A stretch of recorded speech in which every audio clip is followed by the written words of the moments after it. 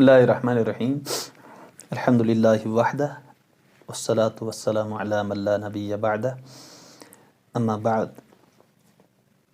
ایک سوال یہ آیا ہوا ہے کہ اعتکاف کی کیا فضیلت ہے؟ جناب رسول اللہ صلی اللہ علیہ وسلم کی احادیث کی روشنی میں اس کی فضیلت بیان کریں۔ اعتکاف کی بڑی فضیلت اللہ کے نبی صلی اللہ علیہ وسلم نے بیان فرمائی ہے۔ سب سے بڑی فضیلت تو یہ ہے کہ ہجرت کے بعد تسلسل کے ساتھ آپ صلی اللہ تعالیٰ علیہ وسلم نے ماہ صیام کے آخر عشرے میں اعتکاف فرمایا ہے۔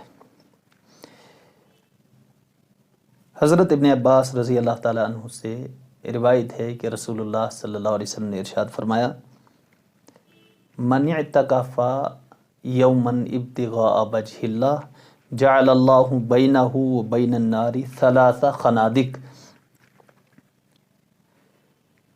کل خندق ابعد مما بین الخافقین، کہ رسول اللہ صلی اللہ علیہ وسلم نے ارشاد فرمایا، جس شخص نے ایک دن کا اعتکاف اللہ تعالیٰ کے لیے کیا، اللہ تعالیٰ کی رضا کے لیے کیا، اللہ تعالیٰ اس کے اور دوزخ کے درمیان 3 خندقوں کا فاصلہ کر دیتا ہے۔ اور پھر فرمایا آپ صلی اللہ علیہ وسلم نے، ہر خندق مشرق سے مغرب کے درمیانی فاصلے سے زیادہ لمبی ہے۔ ایک موقع پر آپ صلی اللہ علیہ وسلم نے ارشاد فرمایا کہ من اعتکف عشرا فی رمضان کان کحجتین وعمرتین، کہ جو شخص رمضان مبارک کے آخر عشرے یعنی آخری 10 دن میں اعتکاف کرتا ہے، اس کو 2 حج اور 2 عمروں کا ثواب ملتا ہے۔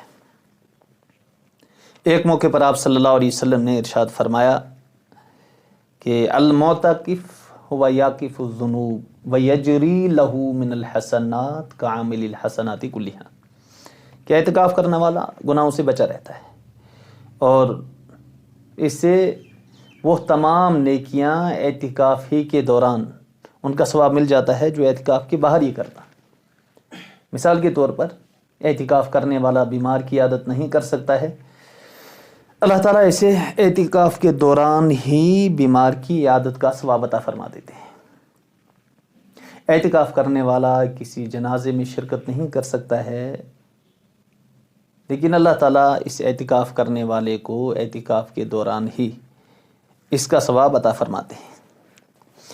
ایک یہ سوال آیا ہوا ہے، کیا عورتیں بھی اعتکاف کر سکتی ہیں؟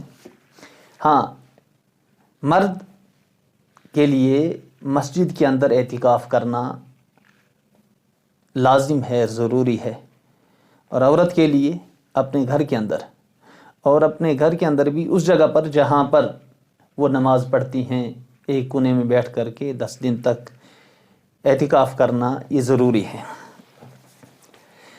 ایک یہ سوال ہے کہ اعتکاف کی کتنی شرطیں ہیں؟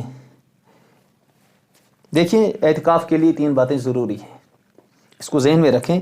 مردوں کے لیے مسجد اور عورتوں کے لیے گھر میں 10 دن تک ٹھہرنا، یہ پہلی بات ہے۔ مردوں کے لیے مسجد میں اور عورتوں کے لیے 10 دن تک اپنے گھر کے اندر ٹھہرنا۔ اور نمبر 2، اعتکاف کی نیت کرنا۔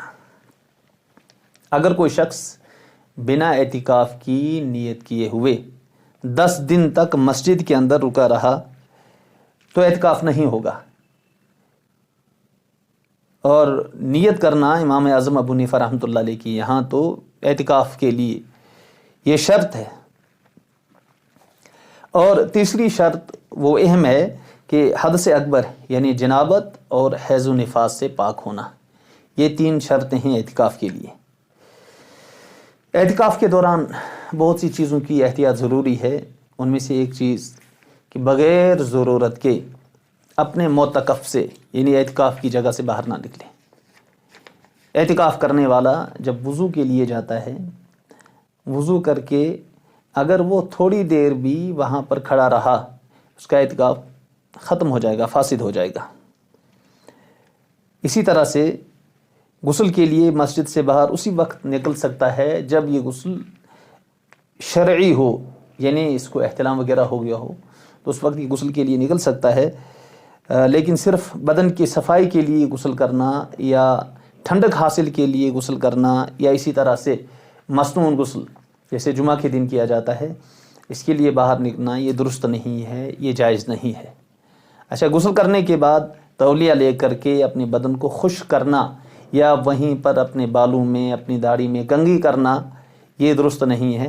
اگر غسل کرنے کے بعد کسی اعتکاف کرنے والے نے وہیں اپنے بدن کو تولیے سے خشک کرنا شروع کر دیا یا وہیں اپنے داڑھی میں کنگھا اس نے کیا یا اپنے بالوں میں کنگھی کی، اس صورت میں اس اعتکاف کرنے والے کا اعتکاف فاسد ہو جائے گا۔